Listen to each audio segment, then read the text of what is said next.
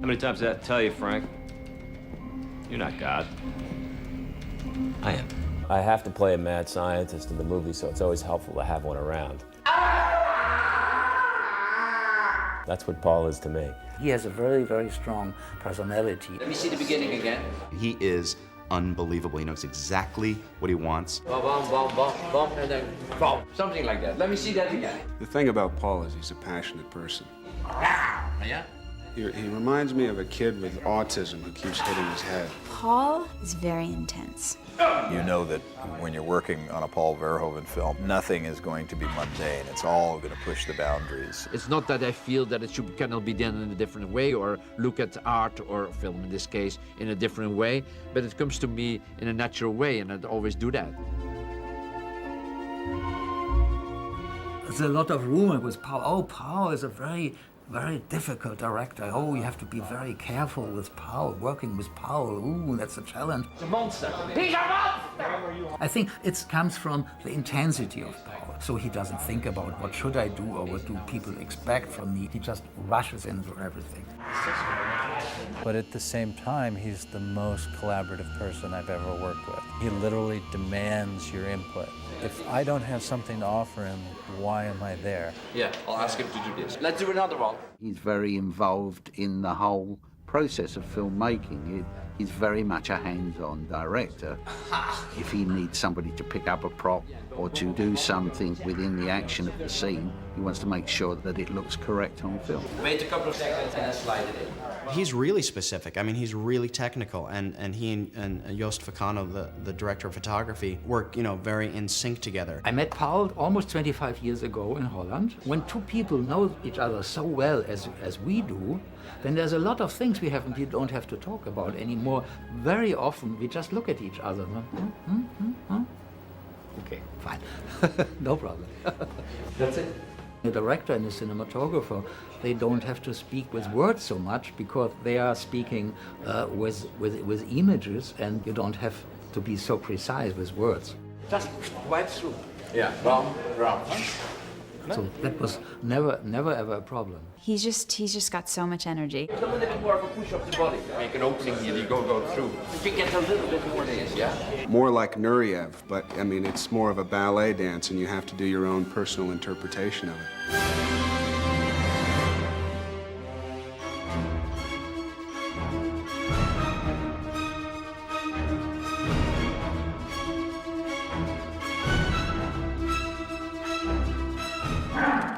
With regard to the actors, I think he's very kind on actors. I think he's wonderful with actors. He cajoles them into a performance. Yeah, I think it's not.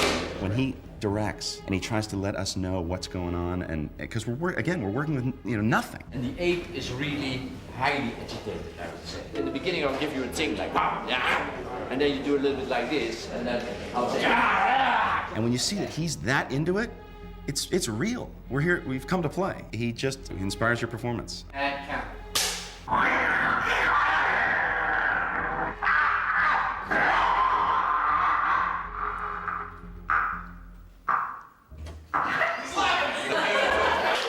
Not even knowing that he's doing it, he always tries to express himself in a way that he is almost acting. And whenever he talks to the actors, he's already acting something. And sometimes that's a problem because the actors are not used to that, and the actors feel, okay, it's our job to act, he should tell me what to do, but he shouldn't stay in front of me and start acting because I have to feel what I'm doing. And action! The hit was okay this time, but just do it like this. Don't hit it. Just have your hands here and do like, yeah,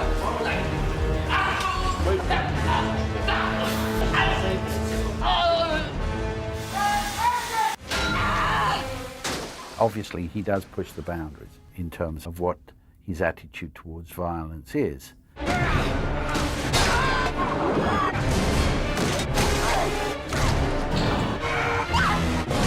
Paul thinks, and I think he's right in a certain way, that the dark characters are much more interesting. He's much more for the dark underground, to see what's beneath the surface. Maybe I scared her a little. Yeah. How'd that feel? I liked it. The dark side of human nature is something that Paul is cognizant of. He's very, very thoughtful, and he's always aware of subtext, and really thinks about that when he approaches a project, and what are the hidden meanings. He is very much interested in something outstanding, outrageous characters in life. Quiet! You wanna fuck with me, bitch? I try to take these elements out of life that I have detested or admired and put them in a movie, be it violence or sex. Certainly in terms of sexuality, he pushes the boundaries. Given the chance, Paul is very extreme. I think there's no why. It's more like, that's the man I am. And and it comes from the inside. It's something that I just do.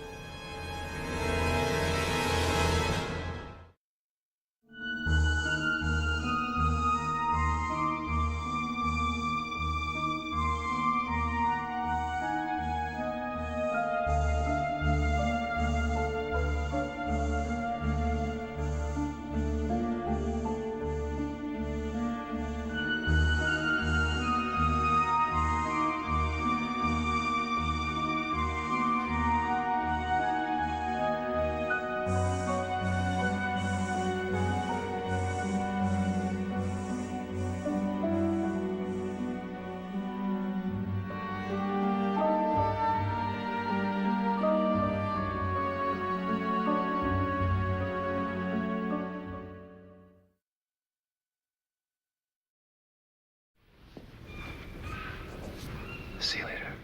From the beginning, Paul and I had many discussions and many concerns about not only how to do the digital aspects of creating invisibility, bringing him back and forth, but also the performance aspects. To make the scenes realistic, to make interaction between Kevin Bacon and the other actors possible, and to make the invisible man still part of the visible world and interacting continuously with the visible world. You needed to have Sebastian Caine, Kevin Bacon on the set, even if he was invisible. If he is just invisible, okay, I mean, then you can forget the whole film. You see for a moment, there's a shirt and a jacket running around, and that's it. So you have to think about what can we do to make an invisible person visible. He's visible, but he's not visible like a human being. He's visible because he walks through the smoke, or the water falls on his face, so you would see the head outlined or whatever. So we had to shoot everything with Kevin. The body language of an actor, it's very expressive, and especially if you cannot see him,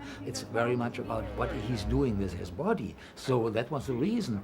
Just the movement of the sheet and the body is very specifically made. It's just a way that really sells the invisibility. So he could really grab the actors. When he had to strangle them, he would really do it. When he had to fight with them, he could really punch them or grab them and throw them. That it all could be done in a real way. Having Kevin there added the problem for us of having to get rid of Kevin. How do you get him out of the scene? And so on set, you'd either see Kevin in a black bodysuit, a green bodysuit, blue bodysuit, all dependent on the situation. And we would literally then, later on, take him right out of the scene and replace him with whatever stage of transformation we wished. The green suits are very light efficient. So from a lighting standpoint, they don't take very much work. They glow very quickly. So in most cases, those were the preferable choice, but they wouldn't work well in water. Because the green would reflect in all the little water drops around. So in that case, you normally paint everything black. It has a black face. Everything has to be black. And the green also tended not to work well in the smoke. When you have a person walking around, but the head is gone. So to take the green head out, that's very simple. Only problem is, if the head is gone, what do we see? We see what's behind the head. If I would be green to take me out, that's fine. Then you get, but what do you get? Then you get a black hole, isn't it? Because you don't have the wall behind me. And so to add the wall, I have to repeat the move of the camera without the actor, so I now include the wall into my shot. So we have to do the same scene twice.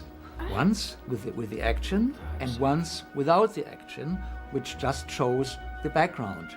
So I can steal the wall from the plate and add it at the area where I took Kevin out of the shot. If it's a scene in the rain, Kevin running through the scene, grabbing a woman, slapping her, or worse. After shooting that shot, and you think, okay, we have 4 or 5 really good takes. So after we got the first pass, they're talking to each other, they're happy.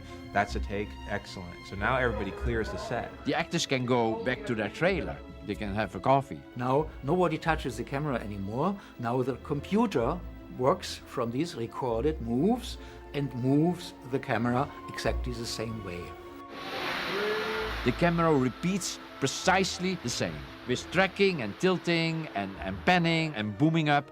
So the camera does the exact same move it did originally, but nobody's in the picture. That's the second pass. It's called a clean pass. In addition to that, there would be a lot of element passes. You redo the scene again with, let's say, rain. So sometimes you have 3, 4, 5 plates on every shot. And once we have all those passes and the director has made his selects, we would then take those and scan those into our computer. Now we're inside the computer with these frames. The animators come in now and start working on Kevin Bacon's performance.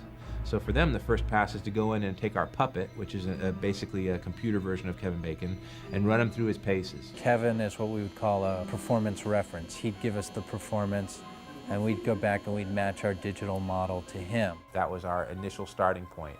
The guy's such an excellent actor, why would we want to change anything? So we tried to stick as close to his performance as possible.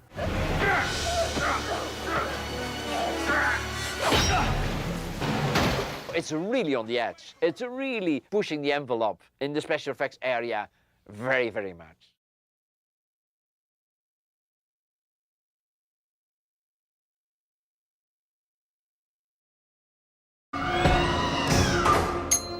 Serums irradiated. This better work. It will. Oh, yeah? You want to bet on it? Well, I think that there are a lot of scenes that I think are very interesting. There's the 3 transformations. The transformation of the gorilla, Sebastian become invisible, and Sebastian trying to come back to visibility with Fizz. These 3 scenes are absolutely marvelous, I think. When I read it, I said, I know this can be done. I know we can do it. I have no idea how we're going to do it. I actually thought it couldn't be done. You don't make history by following the rules. You make it by seizing the moment. I've seen individual layers be worked on, but I've never actually seen a whole human. I don't think anybody has done this. They built the body like a really mechanical thing. All the tendons and all the muscles are really perfectly attached here and there. So when you move your arms like this, you would see all this swelling, and you would see everything inside rotating, not only the outside, but even if you would look inside, you would see the bones rotating. And if you move the fingers, that's all completely, looks completely real. I'm starting to feel something. The live action character that's in the shot will be used for different purposes depending on the different type of shot. In a case where part of him is transforming away, we'll use a lot of the original Kevin in the plate. And what we'll do is